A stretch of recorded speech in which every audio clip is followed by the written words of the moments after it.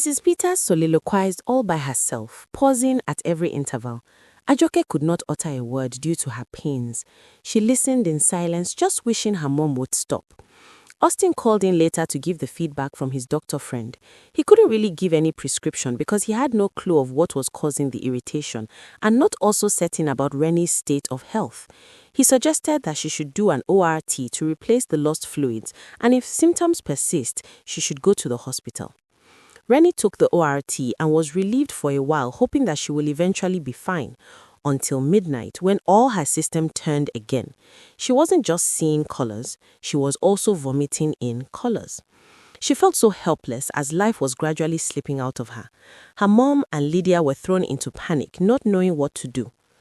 Renie, what have you done to yourself?" Mrs. Peters called out in panic. "Where do we take you to now, eh?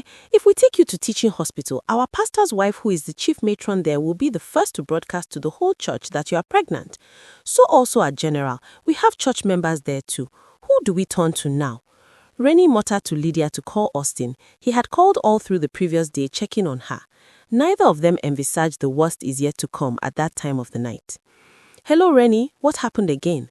I thought you were already feeling better," Austin's voice burst in through the phone. "Austin, please come," Renie spoke with the little strength left in her. She laid quietly on the sofa as intense pain ravaged her helpless body.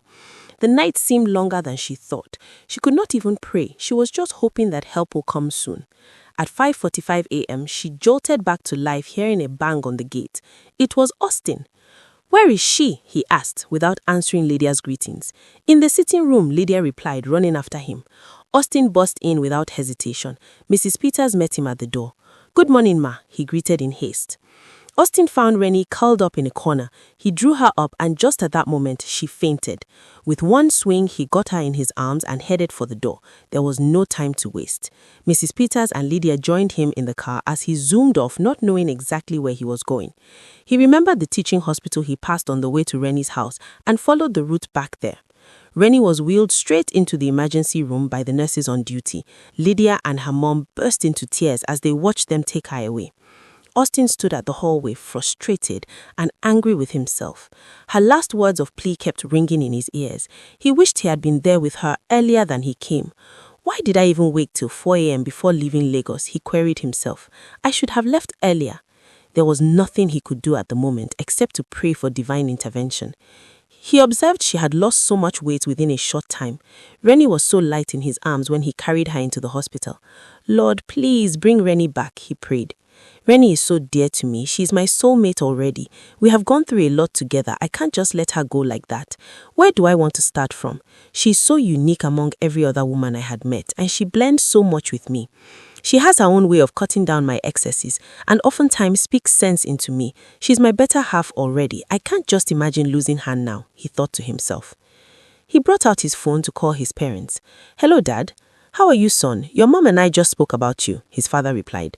"Where is Mom? I've been calling her phone. She's not picking." "Oh, really? She's here with me. You sound so low. Are you okay?" "No, Dad. My baby is sick." "Oh, Renie, what happened?" Austin's dad screamed. "I don't know yet. I just rushed her to the hospital now, Atife." "So where are you now?" his dad asked again. "At the teaching hospital. We are coming." "No, Dad. Don't bother." "Son, your mother and I are coming. We need to give you some support. We'll be there shortly," his dad replied. He turned and saw a couple of nurses coming out of the emergency room. "Excuse me, please, how is she?" he asked. "Wait for the doctor," one of them responded, hurrying away. After a short while, the doctor came out and called Renie's relatives. Austin, Lydia, and Mrs. Peters rushed forward, asking, "How is she?" "Calm down, she's stable now," the doctor said. "Thank God you brought her in the nick of time." "Is she pregnant?" Mrs. Peters asked. "We don't know yet until we are done with the test, but what we're sure of is that she suffered a severe food poisoning. It could have been worse." "Thank God," Austin gasped. "Can we see her?" Mrs. Peters asked. "Yes, you can," the doctor replied. "She will soon be taken to the ward. She has been so stressed though. I would advise that you let her rest for now." Turning to Austin, the doctor said, "Please go to the counter to get the prescribed drugs for her." "Okay, doctor, thanks so much," Austin replied. Mrs. Peters was confused. She didn't really know what to believe, pregnancy or food poisoning. She rushed into the room with Lydia. "She's sleeping. Please allow her to rest," the nurse on duty advised. "Okay, we just want to see her," her mom replied. Austin walked in to join them. He held Renie's hand as he watched her sleep. He wished he could share in her pain so she can be relieved. He has never seen her in such pains before and wished he was in her place.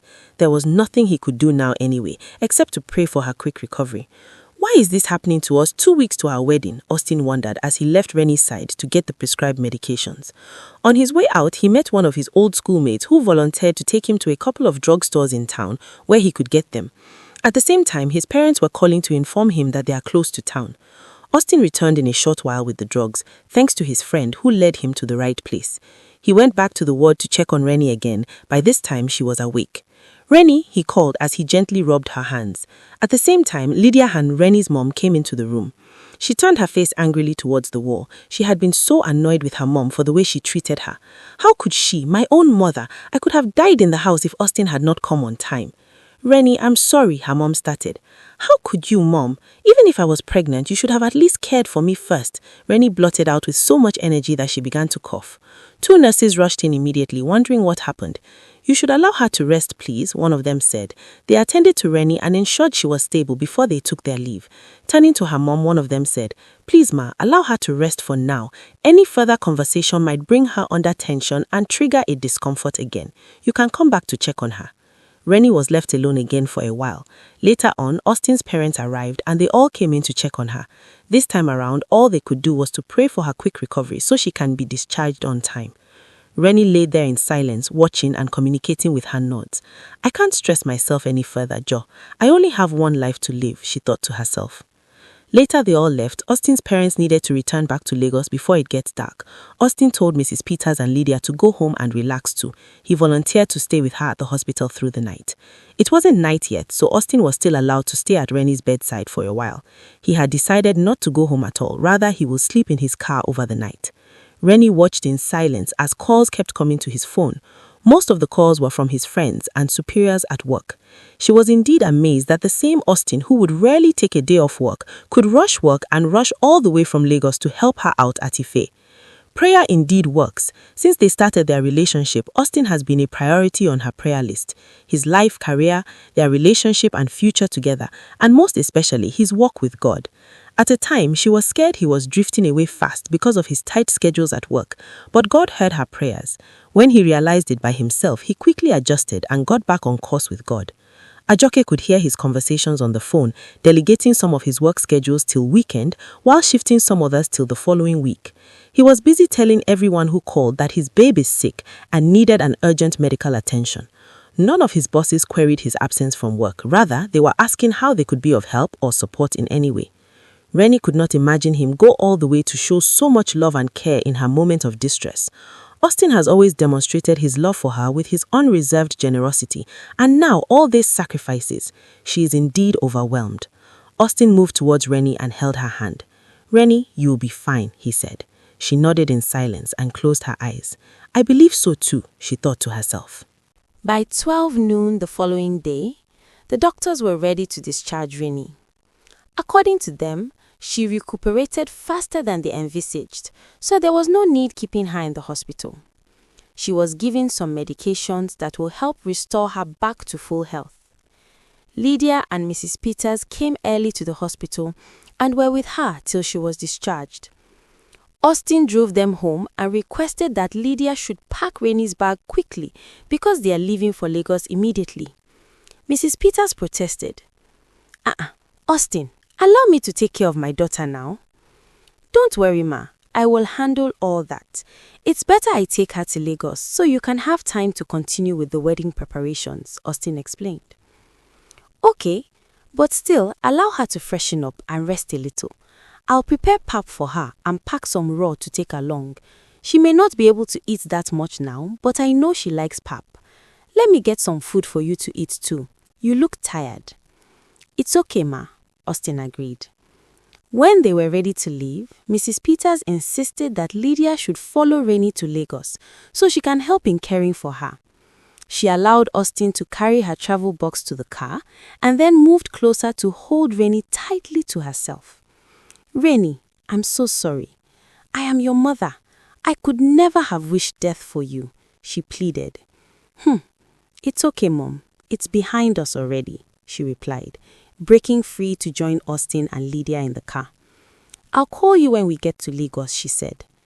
"Okay, my dear, safe journey," Mrs. Peters replied, waving as Austin drove out of the compound. Renie sat beside Austin in the car. He had lowered the passenger seat so she can relax and feel comfortable. Every now and then he was holding her hand to feel her pulse. "Renie, I am taking you straight to my company clinic for further checkup," he said, squeezing her hand. "Why now? For what again?" she protested. "Calm down, just hear me out first," Austin replied. "I don't want to take any chances on you. It's just for a second opinion and to be sure that you are okay," he explained. "Will I be admitted again?" Renie asked. "No, you will only run some tests. I already informed one of the doctors we are coming." Austin took Renie in for further tests at the hospital. Again, she hesitated and shivered at the sight of the needles that were about to pierce her flesh. Austin quickly wrapped his hands around her as a show of assurance that she will be fine. He couldn't bear seeing her go through another torture of needles again, but what could he do? Hot tears ran through Renie's cheeks as the needle pierced her hand. She let out a painful gasp, holding on to Austin tightly. It was indeed painful. After waiting for like an hour, the test results were out and satisfactory. No further medication was given. She was only advised to take adequate rest with plenty fluids. Renie's legs wobbled as Austin walked with her to the car, holding her hands. Lydia had been waiting all along, and she was glad seeing them back. Austin suggested that they should both spend the weekend at his place, so he can be able to give Renie a close monitoring. She didn't bother to argue. It's been 2 days of adventure with pain, and all she wanted now is a bed to sleep.